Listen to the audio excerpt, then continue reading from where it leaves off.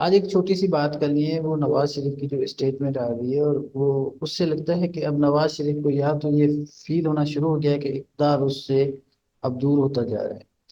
اس نے ایک دفعہ اپنی بات کو واپس لیتے ہوئے کہا کہ میں نے لاہور میں تو یہ کہا تھا کہ میں سب کچھ اللہ پہ چھوڑ دیا، لیکن میں نے اللہ پہ نہیں چھوڑا، یہ حساب تو ہوگا۔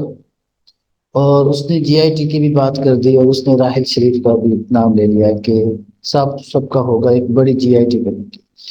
اب اٹ سگنیفائز، یہ بڑا کلیئر بات ہے کہ دیکھیں، اس ملک میں کبھی فوج کا کوئی آج تک احتساب نہیں ہوا، اور جو فوج کا احتساب کی بات کرتا ہے وہ کبھی اقتدار میں نہیں آتا۔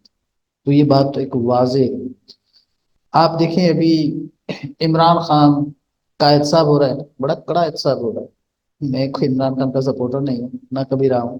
کریں آپ، عمران خان کے لوگوں کو آپ نے تن کے رکھا ہے، آپ نے عمران خان کو بھی جیل میں ڈال دیا ہے، اور ان کے لوگ اور سارے جو ہے نا وہ جیلوں میں ہے۔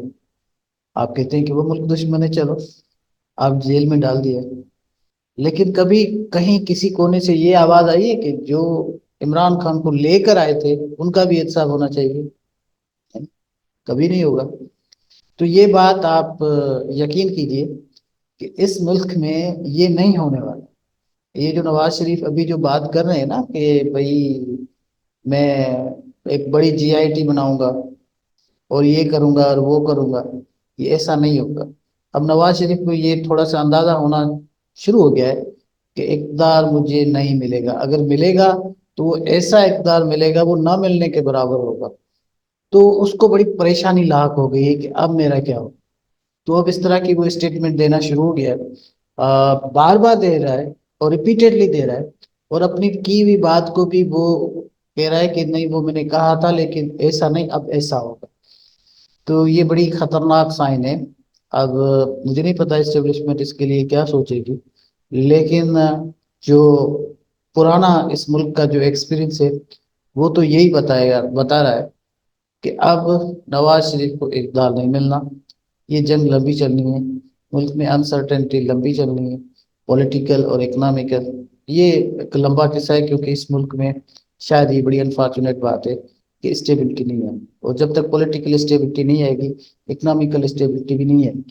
اب جب اکنامیکل اسٹیبلٹی نہیں آئے گی تو ظاہر سی بات ہے ہمارے جو سیکیورٹی کی حالات بھی اچھی نہیں ہوگی، سیکیورٹی کی تھریٹ اور بڑھتی جائے گی، ہم انسیکیور ہوتے جائیں گے، ہمارے بارڈرز گرم ہوتے رہیں گے، کیونکہ پیسہ نہیں ہوگا تو دشمن آپ کا کیا کرے گا؟ وہی کرے گا۔ تو اٹس ہائی ٹائم تو تھنک کہ اب آپ کو کیا کہنا ہے، کیا ریئیکشن دینا ہے۔